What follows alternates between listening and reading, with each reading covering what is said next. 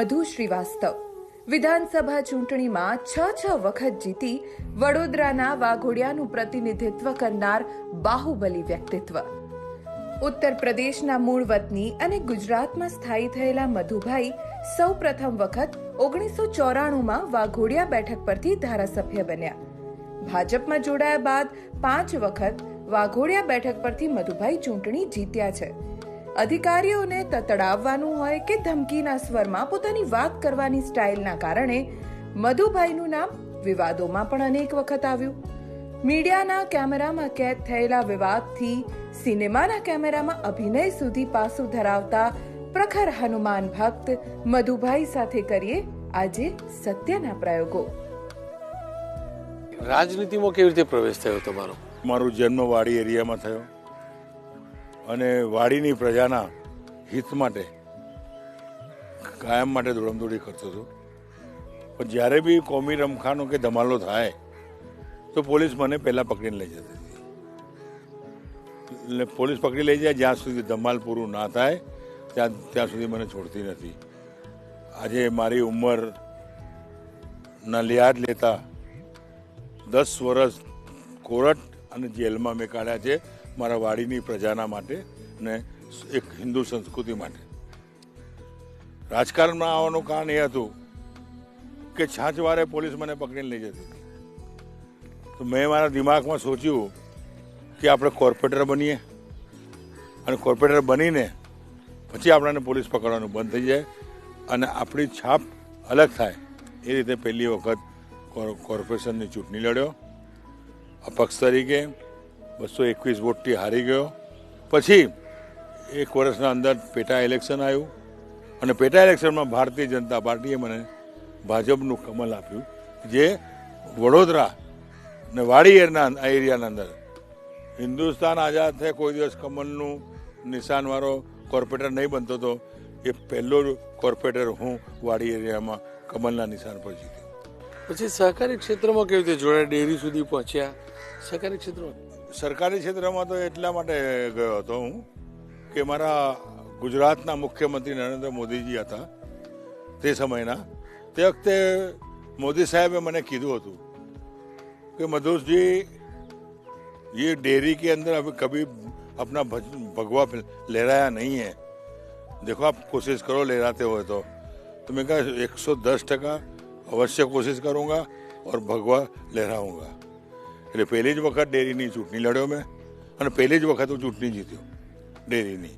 અને ડેરીની ચૂંટણી જીત્યા પછી સરકારમાંથી 3 સભ્ય નિમ્યા મેં અને ભાજપ ફેરનો કર્યો. અને પ્રમુખની ચૂંટણી આવી ત્યારે પ્રમુખની ચૂંટણીના દરમિયાનના અંદર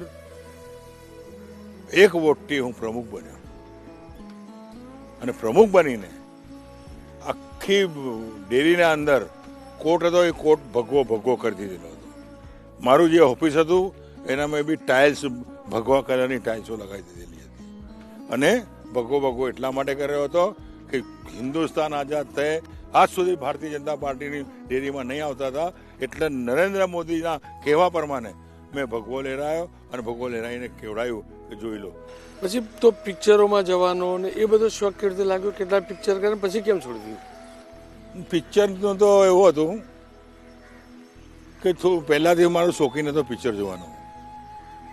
મારું જન્મ જ વડોદરા શહેરમાં થયો, વાડી એરિયામાં થયું અને પહેલાં અહીંયા અલ્પના અપ્સરા વિહાર અને આ ટોકીજોમાં પહેલાં ટોકીજના જમાના ચાલતા હતા.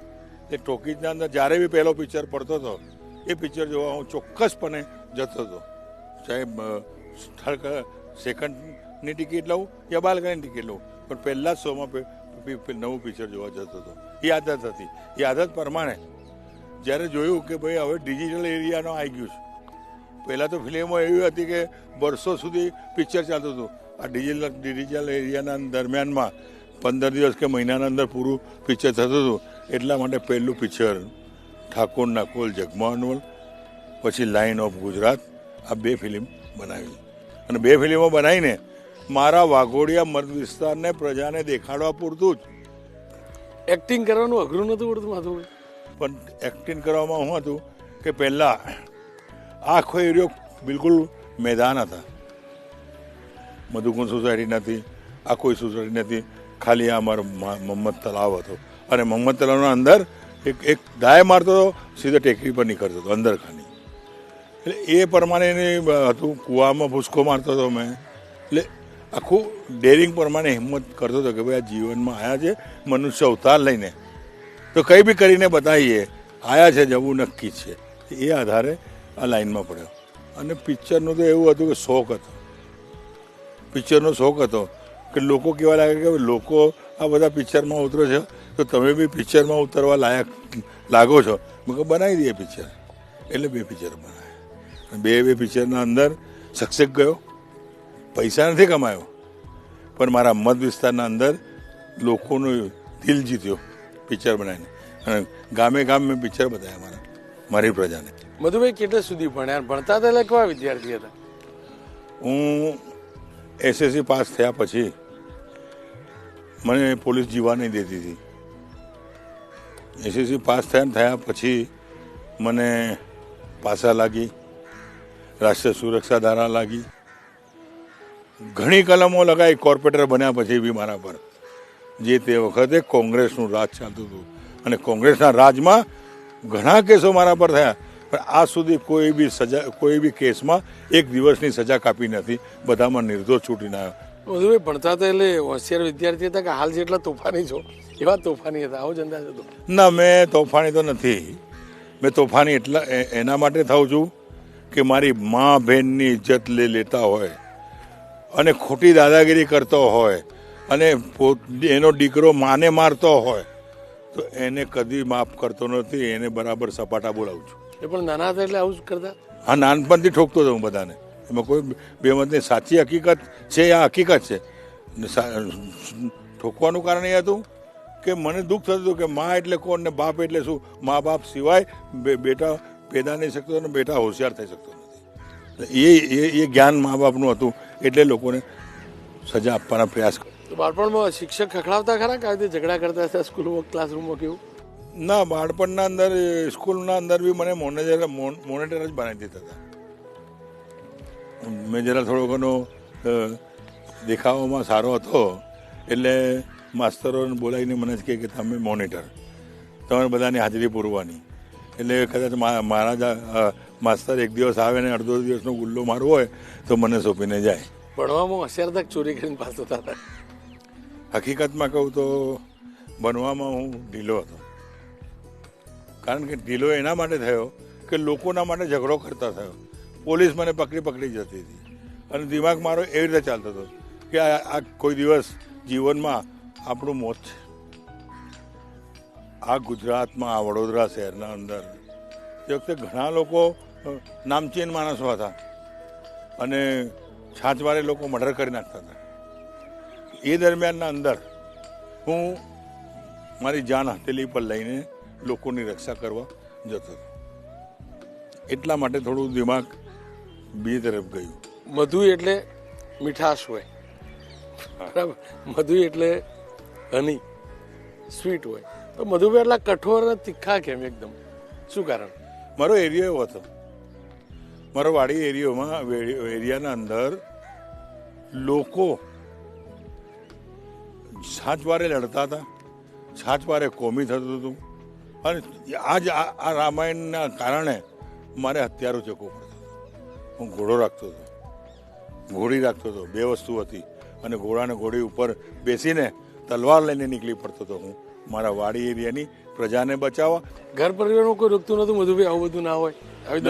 અમારા મા બાપે એવું જ કહ્યું કે અમારા છોકરો મરી ગયો, જરૂર જ નથી. એવું ઘણા ફરિયાદ કરવા જાય તમારા મા બાપ કે તમારામાં દમ હોય તો માર નાખો ને, મારા છોકરાને ફરિયાદ નહીં કરીએ. મારો બાપ મિલિટરીમાં હતો અને મારો બાપ બી મારે ત્યાં હાઈટ બોડી બહુ જબરજસ્ત હતી. એટલે મારા બાપને કે ભાઈ તમારામાં દમ હોય તો માર નાખો ને મારા છોકરાને. અમે કંટાળી ગયા છે કે પણ તાકાત નહીં ને કોઈની મારવાની, કોઈનું ખોટું કરતા નથી. એટલે આજે એ લાઈન પર ચાલે છે. મધુભાઈ જીવનમાં ક્યારે થયું કે ના એકદમ સુધરી જવું, શાંત થઈ જવું? ના, આ કોર્પોરેટર બન્યા ને ધારાસભ્ય બન્યા તો સુધરી ગયો ને હું. જો કોર્પોરેટર ને ધારાસભ્ય નહીં બન્યા તો આજે કેટલા એ લોકોનું પરિણામ અલગ આવત. જે સાચી હકીકત મનથી કહું છું. મધુભાઈ વિશે વારંવાર ટીવીમાં પણ કહેવાય, મીડિયામાં પણ કહેવાય મધુભાઈ બાહુબલી. ખરેખર મધુભાઈ બાહુબલી ખરા? ના રે, હું બજરંગભાઈનો ભગત છું એવો થોડો માણસ છું યાર. આ તો લોકોએ જ, આપણા લોકોએ જ બાહુબલી બનાવી દીધો છે કે બાહુબલી. હું બાહુબલી નહીં, હું બજરંગભાઈનો ભગત છું. કદી કોઈ ગરીબોને હેરાન નહીં કરતો અને ગરીબોને સહાય આપવાનો પ્લાનિંગ કરું છું. એટલા માટે 6 વખત ધારાસભ્ય બન્યો. પણ ક્યારેક ટીવી ઉપર આવે કે પેપરમાં છપાય બાહુબલી તરીકેની છાપ તમારી, દુઃખ થાય કે શું વિચારો તમે એ વખતે? ના, એક તો સીધી વાતમાં, સીધી લીટીમાં વાત કરું આપને,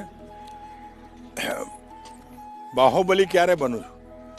મારી પ્રજાના હિતના કામો માટે કોઈ અધિકારી પાસે ગયો હોય અને અધિકારી આને કાની કરે, એક વખત હા કહું, 2 વખત કહું અને 3જી વખત મારે ઋતુઓ બતાવું ને 14મું રતન ઠોકવું એને કે કામ કર, મારા માટે નહીં. એટલે લોકો બાહુબલી બનાવે છે. મારા પ્રજાના લોકોના કામ માટે મારે કંઈક બી એને કરવું પડે. કે સરકારે બજેટ ફાળવણી કર્યું છે, એ બજેટની મેં માંગણી કરવા જાઉં અને બોલે આ તો મિનિસ્ટરને કહો, ફલાણા કહો ત્યારે તમારું કામ થાય, તો એ મને આજીજી કરવાની આદત નથી. એટલા માટે ડાયરેક્ટ જ કહું કે ભાઈ આ બજેટના અંદર આટલા કરોડો રૂપિયા ફાયદો કર્યો છે, આ રસ્તો બનાવો છે, આ ડ્રેનેજની લાઈન નાખવી છે, આ પાણીની લાઈન નાખવી છે, એ માંગણી કરું. ના કરે તો પછી એ ટાઈમે મધુ શ્રીવાસ્તવ 14મું રતન વાપરે, એમાં કોઈ બે શંકા નહીં. કોઈ અધિકારી જોડે ઝઘડો થયો જબરજસ્ત એવો કયો? હા થયો ને, વડોદરા કોર્પોરેશનના કમિશનરને બેલ આપવા માર્યા મેં.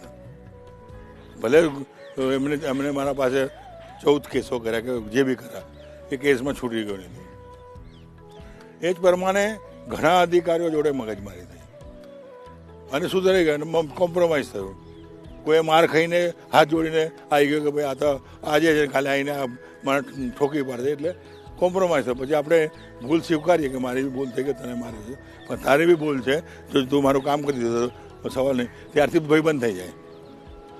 જેના જોડે ઝઘડો થાય અધિકારી, એ મારો આજના તારીખમાં ભાઈબંધ છે, એવું છે. મધુભાઈ, જો મધુભાઈ રાજનેતા ના હોત તો શું હોત? એ તો કિસ્મતની વાત છે અને કિસ્મતના લીધે જ હું આજે આપના મીડિયાના સામે આજે આવ્યો છું. એના માટે આવ્યો છે કે આ સામે બનાવી રહ્યો છું મારું જન્મભૂમિ બડોદરા શહેરને વાળી, અને 10થી 15 કરોડનું પ્રોજેક્ટ બજરંગબલીનું બનાવી રહ્યો છું. સ્ટીલના, પ્યોર સ્ટીલના બજરંગબલી 1.5 કરોડની તો મૂર્તિ છે અને આખું પ્રોજેક્ટ 20 કરોડનું છે. અને 20 કરોડનું પ્રોજેક્ટ એ જ મારી તમન્ના છે મનમાં કે એક નિશાની બનાવીને જાઉં કે જે એરિયામાં હું કોર્પોરેટર બન્યો, જે એરિયાથી ધારાસભ્ય બન્યો, જે એરિયાથી હું રાજકીય નામચીન બન્યો, એના માટે આ એક મારો જીવનનો છેલ્લો સપનો છે. એ સપનું તૈયાર કરવાના પ્રયાસ કર્યો. બજરંગબલીનું જ મંદિર કેમ મધુભાઈ? બજરંગબલીના હું પહેલાંથી બજરંગબલીને માનતો આવ્યો છું. જ્યારે મૂછની રેખ નહીં ફૂટી ત્યારથી બજરંગબલીનો ભગત છું ને. હનુમાન ચાલીસા મોઢે બોલવાનું અને બજરંગબલીના દરબારમાં રહેવાનું. શક્તિનું પ્રતીક એટલે બજરંગબલી? બજરંગબલી શક્તિનું પ્રતીક એટલે? અમારી કુળદેવી તો કાલકા માતા હોય છે, પણ હું જેનો ભગત છું બજરંગબલીનો, અને એ બજરંગબલીના ભરોસે અને બજરંગબલીના આશીર્વાદ વડે આ જેટલી બી ચૂંટણીઓ જીત્યો છું, એમના પહેલાં ચૂંટણી લડતા પહેલાં બજરંગબલીના મંદિરે જઈને દર્શન કરું કે બજરંગબલી દાદા, આપના ચરણોમાં આવ્યો છું, આપ જીતાડશો તો લોકોની સેવા કરીશ, આપ નહીં જીતાડો તો આપના મંદિરે હું ભજન કીર્તન કરીશ. મધુભાઈ, સૌથી પહેલાં તમે વિવાદમાં આવેલા, હવામાં ફાયરિંગ કરતા, આ હથિયાર રાખવાનો શોખ મધુભાઈ ક્યારથી થયેલો? અત્યારે તો હું પહેલાંથી રાખતો હતો. જ્યારે રાજકારણમાં નહોતો ત્યારે હું ધાર્યું તલવાર રાખતો હતો, અને પછી ધારાસભ્ય બન્યા પછી ઓલ ઇન્ડિયાની બંદૂક મેં લીધી. ખાલી કાશ્મીરને ત્યાં નહીં ચાલે. અને એ બંદૂકો મેં ડેરીનો ચેરમેન બન્યો હતો, ઘોડા પર જતો હતો, અને નકલી રિવોલ્વર મેં લીધી. નકલી રિવોલ્વરનો ખાલી આમ ઠાર ઠાર કર્યું એટલે એનામાં મીડિયા ભાઈઓએ અને ઘણા વિરોધીઓએ ઉપરા છાપરી ફરિયાદ કરીને મારા પર કેસ કર્યો. એ કેસમાં બી હું નિર્દોષ છૂટ્યો. મધુભાઈ, આટલી વાર ધારાસભ્ય બન્યા, એકદમ પ્રમાણિકતાથી કહેજો, ક્યારે દિલથી એવી ઈચ્છા થઈ મંત્રી બનવાની એકદમ પ્રમાણિકતાથી કે બધાની ઈચ્છા હોય, બધાની ભાવના હોય, પણ મર્યાદા હોવી જોઈએ ને. મર્યાદાના દરમિયાનના અંદર અમે વડોદરા જિલ્લાના અંદર 3-4 ધારાસભ્યો હોય, એક ધારાસભ્યને મિનિસ્ટરી આપે. સ્વાભાવિક છે, બધા જ આખા વડોદરા જિલ્લાના 26-27 રાજ્યોના અંદર એક મિનિસ્ટરોને આપવાની હોય, પણ બધાને આપી શકે ને કોઈને ચેરમેનગીરી આપે. તો મને ચેરમેનગીરી આપે. જેવું ગુજરાતના અંદર આખું એગ્રોનું જે લોકોને ખાતર આપીએ અને સબસિડી આપીએ અને એક પરમાનેનું એ ખાતું આપ્યું, એના અમે જેટલું બને એટલું લોકોનું ભલું કરવાનો પ્રયાસ કરીએ. મધુભાઈ, ક્યારે દિલ્હી જવાની ઈચ્છા થઈ કે ગુજરાતની રાજનીતિ બહુ કરી લીધી હવે દિલ્હી જેવી? ને ગઈ ચૂંટણીમાં મેં માંગણી કરેલી, ગઈ સંસદની ચૂંટણીમાં મેં માંગણી કરેલી કે ભાઈ હું 5 વખત ધારાસભ્ય બન્યો છું અને મારો દીકરો વડોદરા કોર્પોરેશનમાં ફર્સ્ટ નંબર વડોદરા શહેરમાં વોટ એને મળ્યા છે.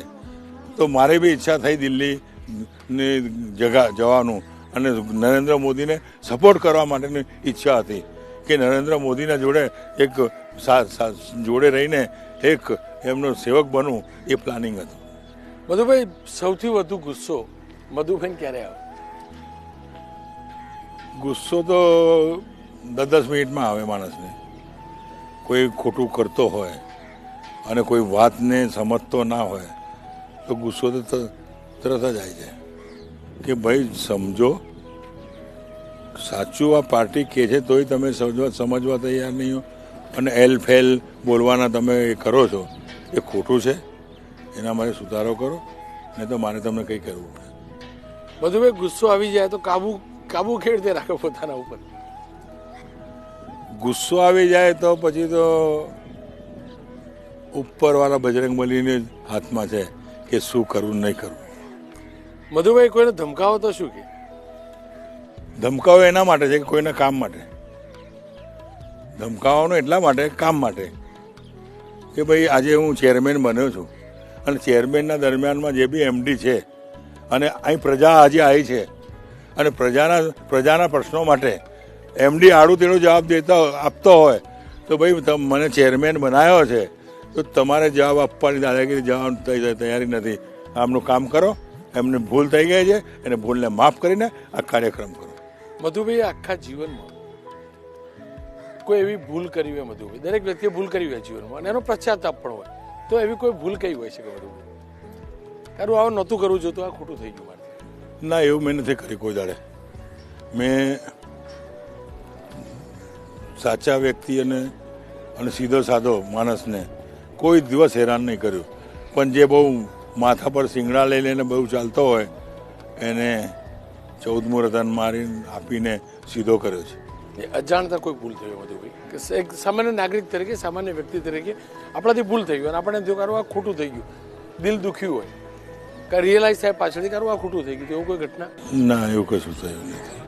એવું કશું કોઈ જીવનમાં થયું નથી અને કોઈ દિવસ એવું પ્રયાસ કર્યો નથી કે આપણે આ રીતે કરીએ. આપણે દુઃખી થઈએ તો બજરંગબલીના મંદિરે જઈને બજરંગબલી જોડે ભજન કરીએ અને કીર્તન કરીએ અને જ્યારથી રાજકારણમાં આવ્યા પછી સેન કરી દઉં છું. મધુભાઈ, ક્યારે તમારા પરિવારમાંથી કહ્યું મધુભાઈ, દીકરાએ કહ્યું કે પરિવારમાંથી કોઈ કહ્યું હવે શાંત થઈ જાઓ, કુલ રહો એકદમ, એવું? ના, એ તો છે જ, એમાં તો સવાલ નથી. પરિવાર મારો દીકરો કોર્પોરેટર 2 વખત ચૂંટણી જીત્યો. આખા વડોદરા શહેરમાં મારા દીકરાનો રેકોર્ડ છે. મારા દીકરાએ કોઈ દિવસ એવું બી નહીં કીધું કે હું ધારાસભ્યનો છોકરો છું અને મારું આ કરો. મારા છોકરાએ મારું નામ નહીં બતાવ્યું. ઇજ્જતથી વડોદરા શહેરમાં એને ફર્સ્ટ નંબરના વોટ મળ્યા અને કોર્પોરેશનના અંદર કદી કોઈ દલીલો ખોટું કર્યું નથી. આજની તારીખમાં એક વડોદરા શહેરમાં અંદર સીધો સાધો કોર્પોરેટર હોય તો દીપક શ્રીવાસ્તવ. મધુભાઈના જીવનનો સૌથી મોટો સંકલ્પ કયો? જીવનના અંદર સંકલ્પ આ એક જ સંકલ્પ હતો કે પોલીસનો ત્રાસ મારા પર હતો અને પોલીસના ત્રાસથી હું આ વાડી એરિયાથી બીજા એરિયામાં જાઉં, કબ્રસ્તાનમાં ઊંઘી રહું. આટલી જિંદગી મારી મેં કાઢી. પછી જ હું રાજકારણમાં આવ્યો. નથી કોઈને માર્યું, નથી કોઈને લૂંટ્યું, નથી કોઈના ઘર ખાલી કરીને રૂપિયા લીધા છે, તોય આ પોલીસ ખોટી રીતનું મને લઈ જાય છે. નહીં નહીં, તમારા જીવનનો પોતાનો કોઈ સંકલ્પ હોય ને કે હું આ બનીશ, આ કરીશ, આ કરવું જ છે, તો એવો સંકલ્પ કર. નહીં, મારા જીવનમાં સંકલ્પ એ જ હતો કે હું જીવી શકું કે નહીં જીવી શકું. આ સાચા મનથી કહું છું કે આ એરિયાના અંદર હું જ્યારે બાથો ભીડતો હોય, લોકો સાથે લડવાની વાત કરતો હોય, તો તે વખતે સમય હતો કે સવારે ઘરથી નીકળતો હશે તો ત્યારે મારા મનમાં એ જ કહેતો કે સાંજે ઘેર જવું તો સારું છે, કોઈ ભરોસો નહીં જીવીએ કે મરીએ. પણ આ બજરંગબલીના આશીર્વાદથી આજે આપની સામે જીવી રહ્યો છું. મધુભાઈએ નક્કી કર્યું હોય કે હું જીવનમાં બધું કરીશ પણ આ કાર્ય તો નહીં જ કરું, તો એ શું? કાર્ય તો એક મોટું કાર્ય એ છે કે જીવનમાં કોઈ મા બહેનને છેડવું નહીં.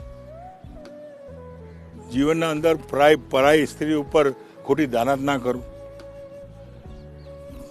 પરાઈ સ્ત્રી મારા પર દુઃખી થઈને આવી હોય તો એને સુખી કરવાના પ્રયાસ કરતો આવ્યો છું. એ મારું કર્તવ્ય છે. અને એવું નક્કી કર્યું કે મૃત્યુ પહેલા આ કાર્ય તો કરીશ જ. એ મૂર્તિ પહેલા કાર્ય કરવાનું, આ એક જ સામે બજરંગબલીનું મંદિર બનાવવાનું એક છેલ્લી જીવનની મારી આશા છે. બીજી કોઈ આશા નથી. બધું ભગવાને આપ્યું છે. હું નહીં, મારી 7 પેઢી ખાઈ શકે એટલી સંપત્તિ મારા પાસે છે. વિવાહિતના પૈસા છે, દાલ રોટી ખાઈ શકે, મારા પરિવાર બી ખાઈ શકે એટલી સંપત્તિ મારા પાસે છે. મધુભાઈના જીવન ઉપર કયા વ્યક્તિનો પ્રભાવ સૌથી વધુ? દરેકના જીવન ઉપર કોઈનો પ્રભાવ હોય. મારે તો બજરંગબલીનો પ્રભાવ છે. હું મારી મૂછની રૂખ નહીં ફૂટેલી, મારી ચડ્ડી પહેરતો હતો, ચડ્ડીને ઠીકલાવાળી ચડ્ડી પહેરતો હતો અને ખાલી બંડી પહેરીને નીકળતો, પણ બજરંગબલીના મંદિરે ટીકો મારીને જ અહીં તલાવમાં ના આપા તેવા ફરતો. મધુભાઈ, આપ અમારી સાથે જોડાયા, ખૂબ ખૂબ આભાર. સત્યના પ્રયોગો, બાપુની આત્મકથા, આશા રાખું આપની જોડે રહેશે. સત્યના માર્ગે વધુ આગળ વધારવાની પ્રેરણા પણ આપતું રહેશે.